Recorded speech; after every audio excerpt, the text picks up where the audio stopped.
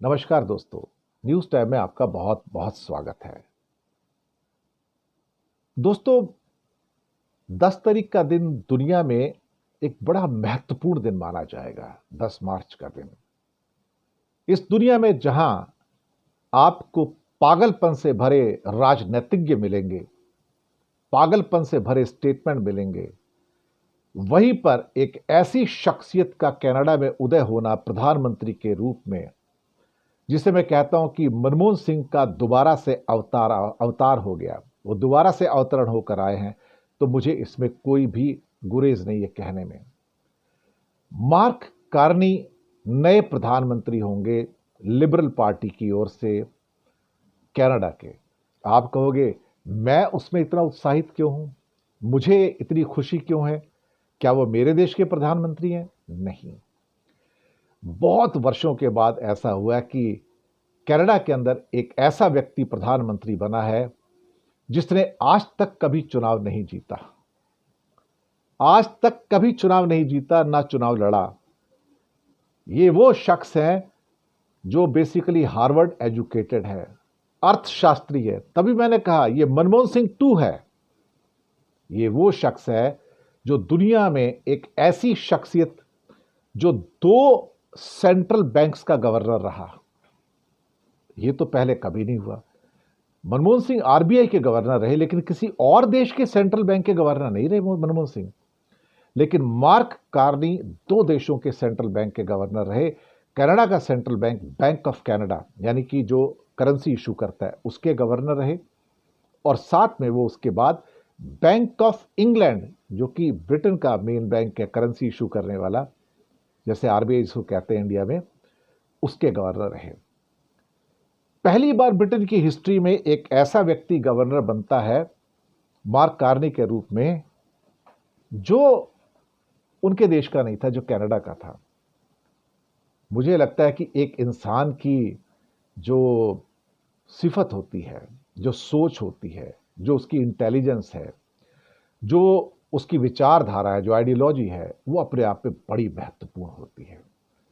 Justin Trudeau जितने ज़्यादा controversial थे, उसके बाद जो ये शख्स आए हैं, ये अपने आप में उतने ही शांत और उतने ही बेहतरीन अर्थशास्त्री।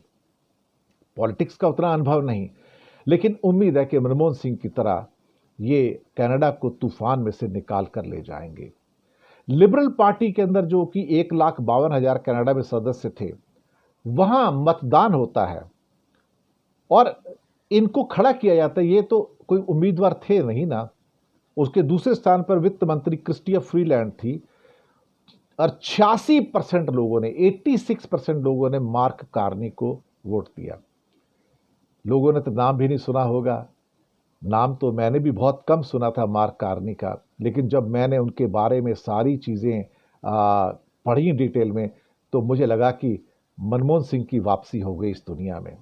इस बार वो कनाडा के प्रधानमंत्री के रूप में आ रहे हैं और मुझे बहुत खुशी हुई कि इतने इंटेलिजेंट व्यक्ति, एक ऐसा व्यक्ति जो हार्वर्ड एजुकेटेड है और 13 साल गोल्डमैन सैक्स में काम किया है, वो कनाडा का प्रधानमंत्री बन के आता है। और उसके जो पहले स्टेटमेंट्स आए, वो बहुत उम्मीद वाले स्टेटमेंट हैं, समझदारी वाले स्टेटमेंट हैं। ऐसा लगता है कि जैसे भरे तूफान के अंदर कोई एक शांति का पाठ कर रहा हो। अब यहां पर ये शख्स जो हैं, दोबारा से कनाडा को, अपने रिश्तों को रिस्टोर करना चाहते हैं। उनका कहना है कि अमेरिका के साथ भी चर्चा करने के लिए सबसे उपयुक्त समय है। हम मिल बैठकर बात कर सकते हैं और मसलों को आराम से सुलझा सकते हैं। अब जबकि हर आदमी टैरिफ लगाने की धमकी दे रहा है, तो ऐसे में मार्क कार्नी का आना इस दुनिया के पटल पर शायद एक बहुत बड़ी घटना है। 1965 में उनका जन्म हुआ था फोर्ट स्मिथ में। मार्क कार्नी कभी इलेक्शन नहीं जीते, कभी इलेक्शन लड़े भी नहीं, मनमोहन सिंह की तरह। हार्वर्ड से एजुकेशन हासिल की, जैसे कि मनमोहन सिंह की कैम्ब्रिज की एजुकेशन है। 13 साल गोल्डमैन सैक्स में काम किया। 2003 के अंदर, 22 साल पहले, वो बैंक ऑफ कनाडा के डेप्टी गवर्नर बने, यानी कि जैसे आरबीआई के डेप्टी गवर्नर, वैसे ही बैंक ऑफ कनाडा के। 2004 में उन्हें वित्त मंत्रालय में इंपॉर्टेंट जिम्मेदारी दी गई। मनमोहन सिंह को भी वित्त मंत्रालय में जिम्मेदारी दी गई थी। 2008-9 में वो बैंक ऑफ कनाडा के गवर्नर बना दिए जाते हैं जैसे मनमोहन सिंह आरबीआई के गवर्नर बन गए थे। और वहां पर 2008-9 में पूरी दुनिया में आर्थिक संकट आया। उस आर्थिक संकट से भारत को निकालने वाले मनमोहन सिंह थे, कनाडा को निकालने वाले मार्क कार्नी थे। उन्होंने अपनी सूझबूझ और विद्वता से कनाडा को 2008 के उस बड़े वैश्विक मंदी के संकट से बाहर निकाला। फिर कमाल हुआ 2013 के अंदर कि जब ब्रिटेन ने उनको चुन लिया कि आप बैंक ऑफ इंग्लैंड के पहले गैर ब्रिटिश गवर्नर बनिए। और 2020 में जब ये पद छोड़ा उन्होंने बैंक ऑफ इंग्लैंड के गवर्नर का, उसके बाद वो यूनाइटेड नेशन के अंदर फाइनेंस और क्लाइमेट चेंज के संयुक्त राष्ट्र संघ के एम्बेसडर बनते हैं। ऐसा व्यक्ति जो इतना बड़ा विद्वान है, वो व्यक्ति का राजनीति में आना, जिसने कभी चुनाव लड़ा नहीं, चुनाव जीता नहीं, उसका कनाडा के पटल पर आकर दुनिया को विश्वास दिलाना, मुझे लगता है बड़ी घटना है। मैं समझता हूं कि हालांकि इस साल कनाडा के इलेक्शंस भी हैं, मुझे नहीं मालूम कितने महीने उनको मिलेंगे यहाँ पर प्रधानमंत्री के तौर पर एक बात तो है कि उनके जो भी स्टेटमेंट अमेरिका के बारे में आए हैं, भारत के बारे में आए हैं, उनमें बड़ी एक दिलासा है, एक बड़ा ठहराव है, बड़ी मैच्योरिटी है। और जो बात उन्होंने कही है वो अपने आप में बहुत इंपॉर्टेंट है। उनका कहना है कि भारत के साथ संबंधों को फिर से इंप्रूव करने के बहुत सारी अपॉर्चुनिटी हैं। हम अपने जॉइंट जो हमारी वैल्यूज़ हैं, हम उसके साथ चलेंगे। और मैं प्रधानमंत्री होने के नाते हम इस मौके का इस्तेमाल करेंगे कि जो भारत और कनाडा के बीच के संबंध है वो बेहतर हों। और इन बेहतर संबंधों के लिए ज़रूरी है कि हम आपस में बैठ के चर्चा करें और चर्चा करके हम आगे बढ़ें। पीछे मुड़कर देखने की ज़रूरत नहीं है, जो हो गया सो हो गया। Future is far more important, present is far more important than the past. ये वही जुबान है जो मनमोहन सिंह की जुबान होती थी।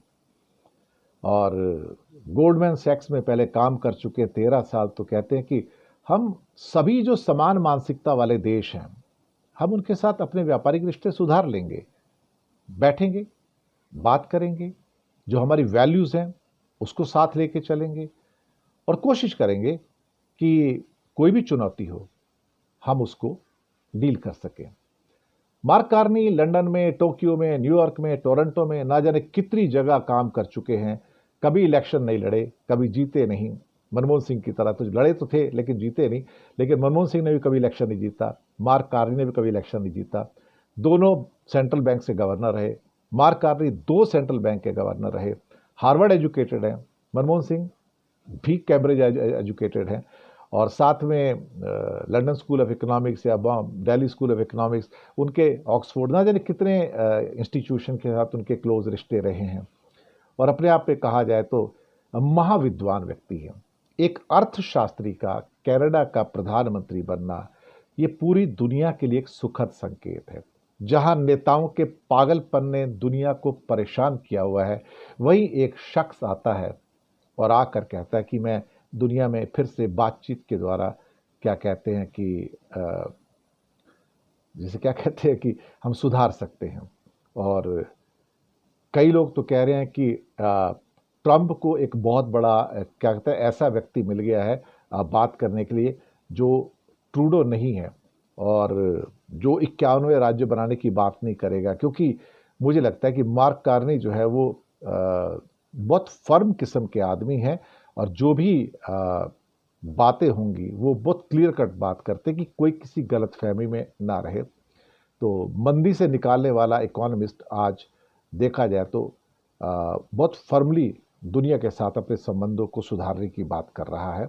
और मनमोहन सिंह जैसे बहुत कन्विंस होते थे, वो जो भी करते थे कन्विंस होकर करते थे। उन्होंने अपनी सरकार को न्यूक्लियर एनर्जी के इशू के ऊपर दांव पे लगा दिया था।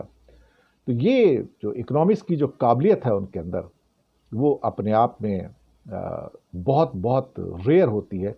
और रेयर कनाडा का आदमी है, रेयर कनाडाई आप कह सकते हो। और अपने आप में बहुत बड़ा अनुभव उनके पास है। मार्क कार्नी का स्वागत है। देखते हैं आगे क्या होता है कि एक प्रधानमंत्री के तौर पर वो क्या कहते हैं। और उनका एक स्टेटमेंट और भी आता है कि हमारी अर्थव्यवस्था को कमज़ोर करने की भी कोशिशें हो रही हैं। हम जानते हैं हम जो बनाते हैं, जो बेचते हैं, जिस तरह से हम अपना जीवन यापन करते हैं, टैरिफ भी लगाए जाते हैं, ये हम पर, जो हमारे परिवारों पर भी एक अटैक हो सकता है। लेकिन हम कनाडा के मूल्यों की, कनाडा के जो राइट्स हैं, जो अधिकार हैं, कैनेडियन के जो राइट्स हैं, हम उसकी रक्षा करेंगे। और ये भी कहा कि ये जंग हमने नहीं शुरू की है, जंग किसी और ने शुरू की है, लेकिन बातचीत से आप जंग को सुलझा सकते हैं। इसके अलावा आपके पास बातचीत के अलावा और कोई रास्ता नहीं है। स्वागत है मार्क कार्नी। मनमोहन सिंह 2 का अवतरण होता है। देखते हैं ये प्रधानमंत्री के तौर पर कैसे सफल होते हैं। मैं भी देखना चाहूंगा, दुनिया भी देखना चाहेगी। लेकिन इतना कह सकते हो, welcome mister Mark Carney in Canada as prime minister of Canada. शुक्रिया आपका।